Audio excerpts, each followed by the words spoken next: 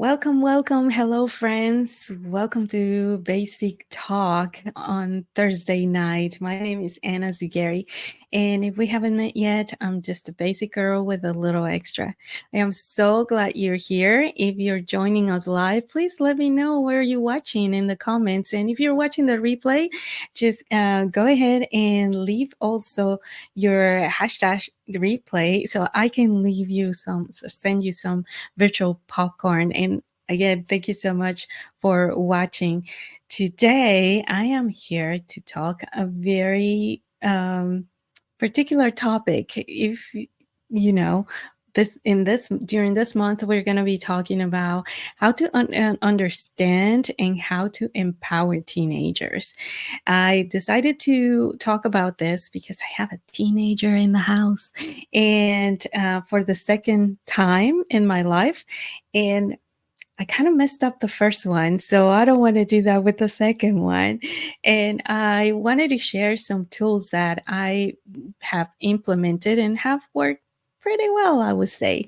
So, and because a lot of people have asked me a lot of that when I mention about this tool, what is it?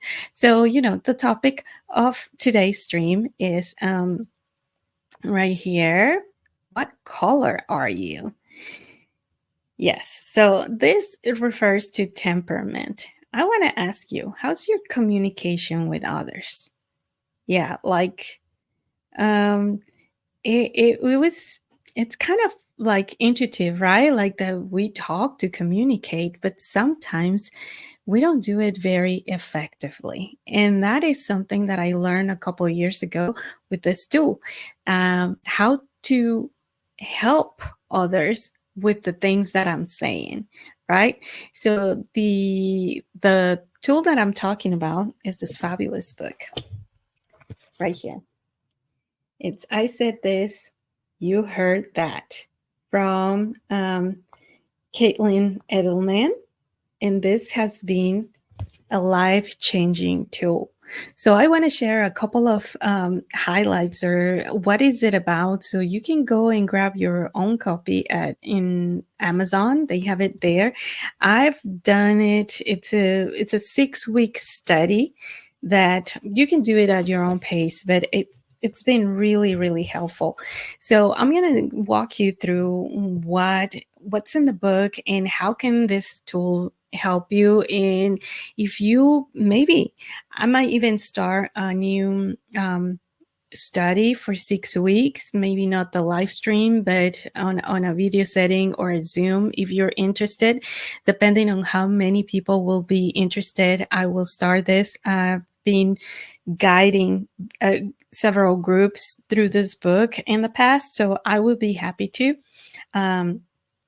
So just let me know in the comments if you're interested on doing something like that.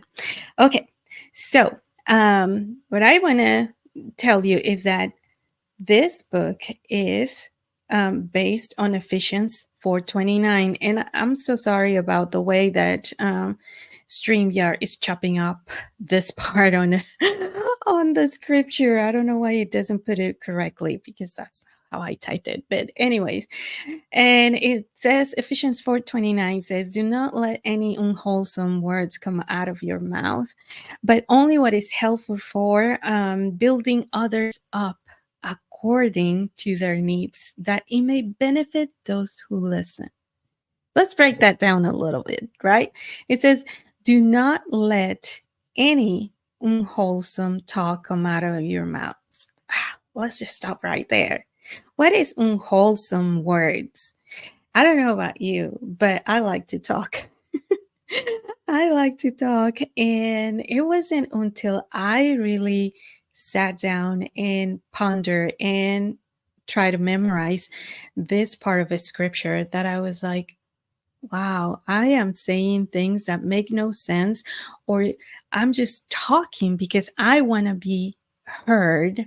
Like I want to convey my message to the other person, regardless of the way that they are listening. And not all of us have the same way of perceiving things, right? So when I'm talking, is it beneficial for you or is it for me? That's one of the biggest questions. So, when I broke down this verse and I thought about do not say unwholesome words, it was helpful for me to be more aware and more convicted of the way that I talk to other people, especially the people around me.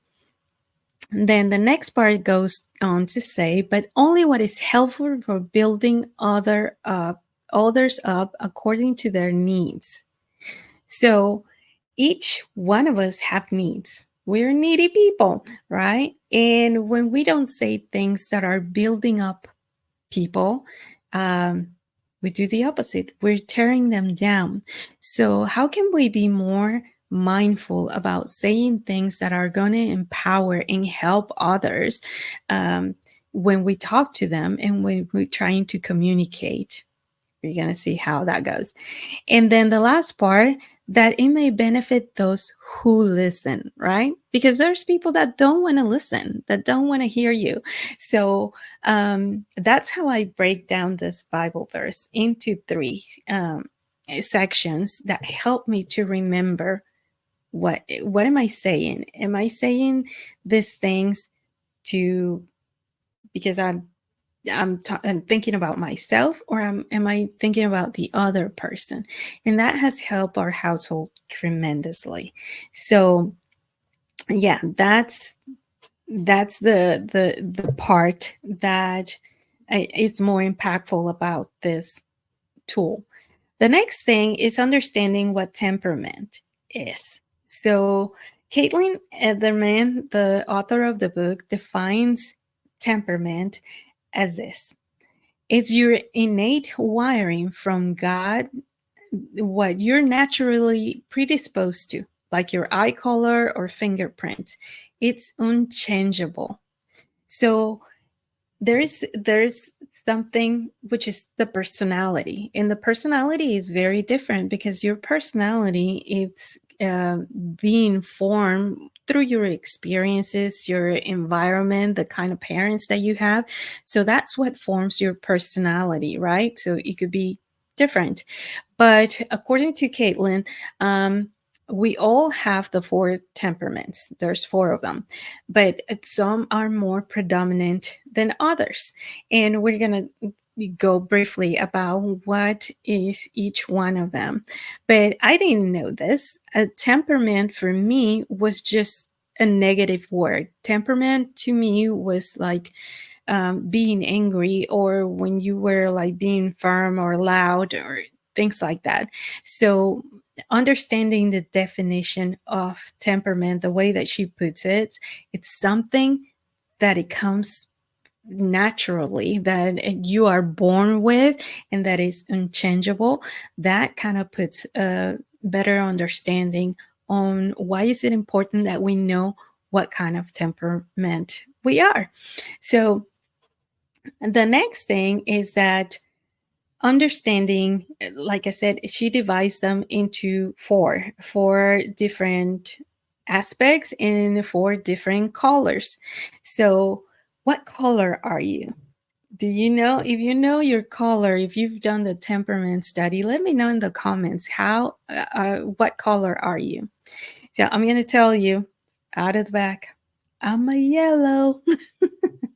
I'm a yellow fellow. So we're gonna go a little bit through them, and we're gonna try to figure out, the different colors that there are. So let's begin with the yellows. Okay. The yellows are called also sanguines, and the yellows, they speak the language of people and fun, right? That is just me. Like, I love people. I love being social. I love fun. So, let me tell you a little basic story here, right? Going through therapy, my therapist will say, like, hey, Anna, every time that we're talking about a hard topic, you make a joke. And it's funny, but it feels like you're not being really empathetic because you're making a joke out of something hard. And when we started processing that and now understanding that I'm a yellow, it's because I don't like to sit in pain, right?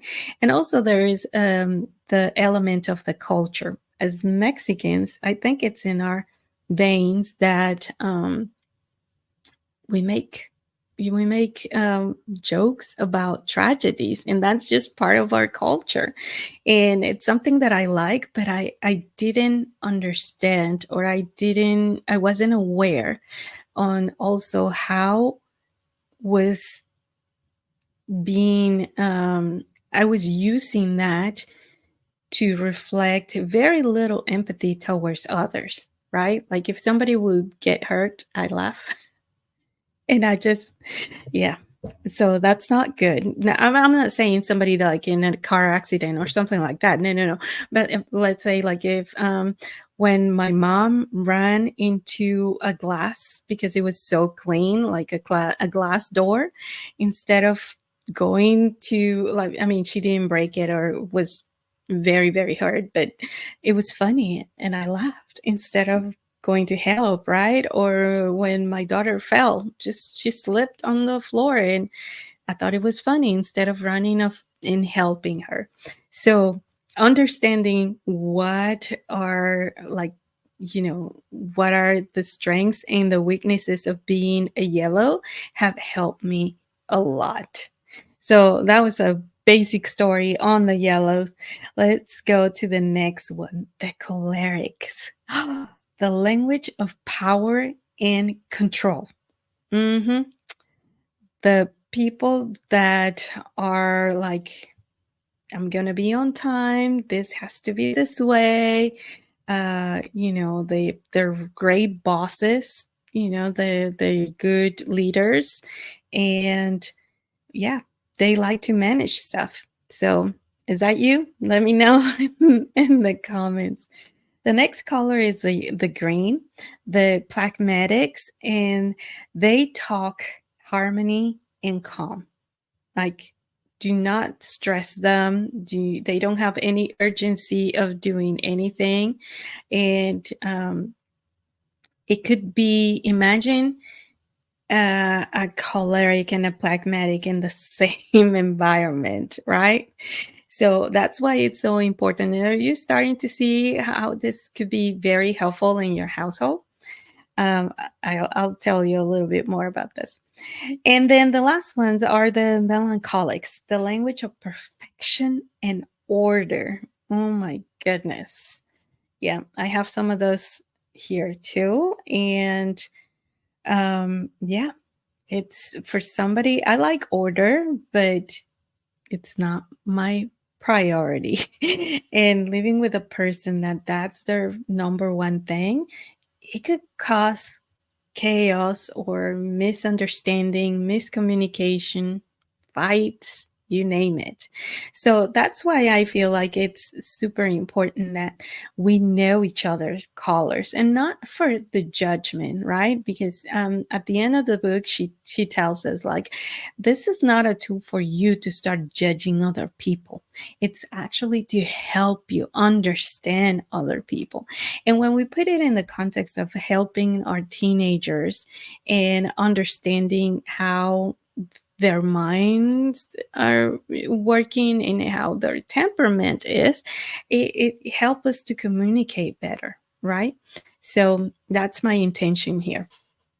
And so, okay, let me see. Another thing that the book says, it's, yeah, so this is the main goal of it, to learn your temperament and how to relate to other colors.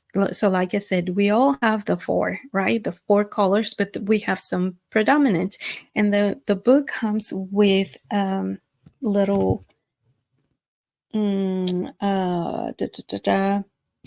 a little test you take here. It comes with a little test with the questions, and you get a score, and that's how you know which color are you. It has a couple of questions, and they're pretty easy to to go through. It'll take you like 30 minutes to do the questions. And so what I did is that I made copies out of the test and I gave it to each one of my family members. And after that, I created a graphic. Yeah, I was a little extra doing that.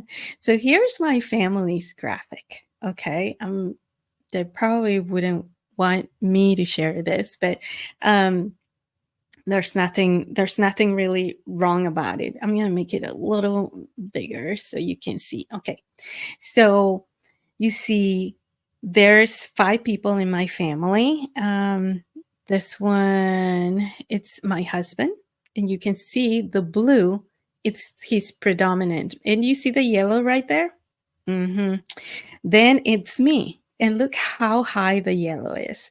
And the fact that I am blue and green at the same level, that means that I am also a very easygoing person, which it could be good for me to communicate with other colors that have all this things going on. And as you see with my husband, he has very little of the green, which is the the calm part. Um, like for him, the most important thing is having the blues is about safety and security and order and control, uh, which are good for him because I am so blessed that he is this way because he's the head of the household, right? So he's very smart with our finances. He's very systematic, and it likes everything in order. So those kind of things. So it's trying to find the balance, right? Then we go to my older daughter, and you see her yellowness. It's also off the charts. And she's kind of like me, and she's also very right there with the blue and the red. And then we jump to my little one. So you see the blueness in her. It is, she's a super, super blue. And it's not like one color is better than the other. It's just, again, to learn what are their priorities and how do we communicate with each other, right? And I'll give you an example in a second. And the last one, it's my son-in-law. You see how has yellow, it's the predominant, and pretty balanced in his blue and his green. So but it's funny because you can see right here how my daughter has more red than he does. So I don't want to say who the boss is. Just kidding. Okay, so I want to tell you another super basic story.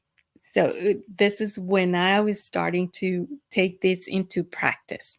So we moved to a new house, and we're trying to set up my daughter's bedroom, right? Like trying to figure out how are we going to set the bed and the dresser and the things that she had in her room. Well, this particular room that she wanted, because there were like 2 other rooms that were available to be her bedroom, but she picked this particular one, had a window. It was a tall but not so wide window, is a narrow, a normal size window, but it wasn't centered on the wall. It was on the side. So she had wall, closet, wall, door, right? And when we were arranging the furniture, I was like, okay, so let's put your bed right here. So the bed was going to be like here, and the window was right here. So the headboard of the bed was kind of um, having part of the window, covering part of the window and the wall, which to me, a yellow was perfectly fine. What I wanted was to have the bed centered in that room, in that wall, Well, the first thing that she mentions is that, well, if there is a fire, I'm not going to be able to crawl out that window because the headboard is blocking part of the window. And had I not know her color and that the blue, it's that's her temperament, that she's always looking out for safety and security, I would have totally dismissed that. She would have been, you know, um, upset that I would I really wanted the bed like that because it looked symmetric to me. It looked nice and everything. It would have created conflict right there. But I remember that one of the characteristics of the blue temperament is that safety and security. So was it a big deal to push the bed all the way to the other wall and not having the room look like I wanted it? No, because it was more important for me that she felt safe and, she had access to that window. God forbid a fire or something happened. She felt comfortable enough um, just crawling out of that window. So that's one of the examples. The next one, it's one that very convicted me a lot after I learned about it. It was with my oldest daughter. So I I worked in the time when she was, 8, 9 years old. I used to work full time.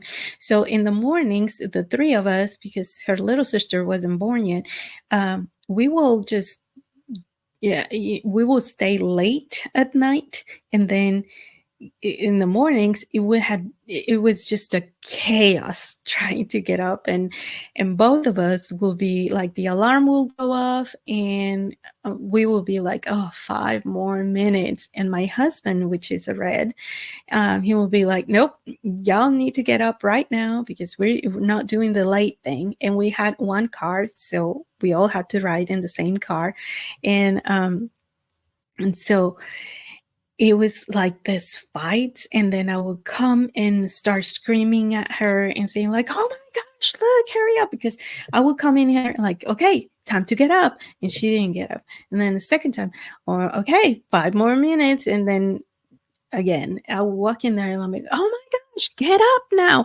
And it will be a battle. Does that sound familiar? And then I would get all freaked out, and it was just screaming, crying. My husband was not happy. Um, my daughter, it looked like, how to start the day like that? It wasn't fun. Then I understood years later, after taking this test, that she's a green. The greens don't like the chaos, don't will not respond to any yelling or harsh words or anything like that. When I try um, this, it's like, instead of waking her up with the screaming or like that, it would be more like walking into her room and touching her, because she's a physical person. She likes to touch. Like, hey, honey, it's time to get up. Let's wake up. So not doing that abrupt thing, waking up and screaming and yelling. She's not going to respond. She's going to shut down, and nothing's going to happen. But if I had known that by touching her, by going like this, she will be like, oh, mom's here. Okay, it's time to get up. So I'll get up. Um, so it's not the way that I was communicating correctly. It's the way that they need to receive it, because I'm not a touchy person, right? Like, physical touch is not one of my love languages. And to me, it was hard. But understanding that if I did that, she will feel respected and considered, and just speaking her language, that would have helped a lot. So those are two of the examples that I can think of, that you know this, knowing the temperaments and what color it's the people around me, it would have been more helpful, but it's never too late. So I really encourage you to do this. So the last thing that I want to share also that comes in the book is that we all have needs, right? And what happens when those needs are not met? Well, first of all, I didn't know what my needs were until I did this. I mean, maybe you do, but I didn't understand that those were needs that were not met, and therefore I reacted in a certain way. So now, by knowing what are the needs of my temperament, I can really focus on being aware of, like, oh, wait a minute, my needs haven't been met in the last couple days. So I see it like like a cup of water. You fill it up, and then you start drinking littles and littles, and it goes down. So you have to refill it, and refill it, so to keep you in a good stand. And not knowing, first of all, what were my needs and other people needs, that created this anger, this um, yeah, just this moody person. Like, I have to recognize, like, what am I lacking of that it's making me feel this way? So let's go over of the needs that she shows in this. Let's see. Okay. So, for example, the yellow one, yeah, because we need to start with me. The yellows need approval, acceptance, attention, and affection. So if there goes days and days that I'm, like cleaning the bathrooms, doing the dishes, and I know it's my job, right? But I don't feel appreciated, or there's no approval from my family saying, like, oh, thank you, mom, for cleaning the house and it looks great. Um, I don't get attention, you know, I'm just start getting really ugly. The affection, the cuddles, things like that, and the Reds, they need loyalty, sense of control, appreciation, and credit for work. So again, my daughter has a pretty good amount of red, the red and the blues, and she's told me stories about helping out some friends with their schoolwork, and she's not getting any credit for it. Like, not credit as you know um, a grade from the teacher, but a credit from the people that she's helped. So she was also a few days ago, I remember, because she's doing a book report right now, and she did it like in 3 days. Like, she read the whole book and worked out everything in the assignment. She spent hours and hours up there working on that. And when she came downstairs and she finally told me, like, hey, I finished the book report, and I was like, oh, that's great. And we went on to have dinner or whatever. And then she told me, hey, you know you when I told you that I did my book report, you say, oh, that's great. But I mean, you don't understand, like, all the work that went into that. I didn't feel appreciated. Like, I didn't get credit for all the work that I put in there. And I sat there and I looked at her and I was like, you're right. I'm so sorry. I'm so sorry. Yes, you worked really hard on that. Now, also, let me tell you that I am sorry, because you're so smart that, to me, it looks like super easy for you. Like, I've never seen anybody to do that kind of work in the amount of time that you did it. So maybe that's why I am sorry, but you did a great job. And then we talked a little bit more about it, and we were able to reconciliate that thought that she had of not being appreciated because she did a lot of work. So this is another thing on how this has helped our relationship and our communication to get better, right? And then the greens, they have the need of harmony, feeling of worth, lack of stress, and respect. And I so much see it with my oldest. She actually was promoted a few days ago in her job. She's doing a phenomenal job, right? So the feeling of worth and the respect that she got, there was a flyer going on through the whole company announcing her promotion, and we were very proud of her, and I could see how that need was met for her because her hard work paid off. And then the last one is the